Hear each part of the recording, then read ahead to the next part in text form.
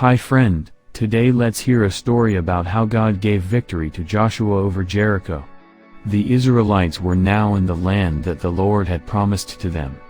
Joshua was happy that they were in the land, but he knew that his job was not over. The people in the new land did not believe in God. They did not want God's people to live there. Joshua knew he must fight the people before the Israelites could live there. The first big city was Jericho. There were tall walls around the whole city. The walls were strong and the only way to get into the city was through the city gates. The people in Jericho would never open the gates to the Israelites. As Joshua was thinking about how he would conquer the city of Jericho, he noticed a man standing nearby. The man had a sword drawn as if he was ready to fight. "Are you on our side or on our enemy's side? Are you on our side or on our enemy's side?" Joshua asked. "I am not for the enemy or for you. I am on the Lord's side."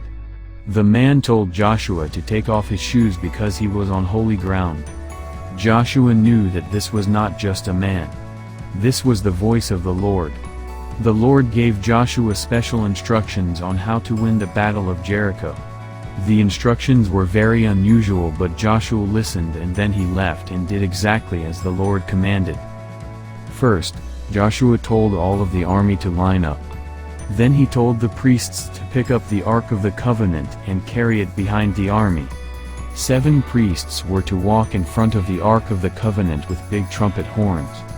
Joshua told all of the people and some more fighting men to follow last, behind the Ark, so everyone lined up.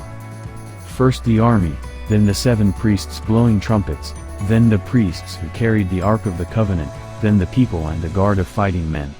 All of them marched one time around the city of Jericho. The army and the people did not make any sound. The people inside the city of Jericho must have laughed at the Israelites. They probably thought the Israelites were crazy. Why were they marching around the city? They would never win any battles that way. Even though it seemed an odd thing, Joshua and the people did exactly what the Lord commanded. They marched around the city one time, every day, for 6 days. On the 7th day, the Lord commanded the Israelites to march around the city 7 times, not just once. The people knew that after the 7th time, when they heard the trumpets, they were supposed to shout as loud as they could. That is exactly what they did. When the priests blew the trumpets, the people shouted at the top of their voices. Guess what happened? All of the strong walls of Jericho broke into small pieces and fell down. The people must have been very excited. Now they could enter Jericho and win the battle. There were many rich things in Jericho. There were gold and silver and other riches. Joshua told the Israelites not to keep anything for themselves. Any riches that were found would belong to the Lord. They put it into the treasury in the tabernacle of the Lord.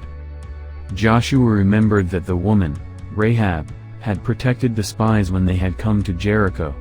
She had put a red cord in her window just as the spies had told her. When the Israelites saw the cord, they let Rahab and her family leave the city safely. They were the only people to escape Jericho alive. God goes before his people and gives them victory in battle. So my dear friend, do not be afraid of anything. Lord Jesus goes before you. He will take care of everything. But remember, you need to pray and lean on his understanding by reading his word, which is the Bible. Good night, friend.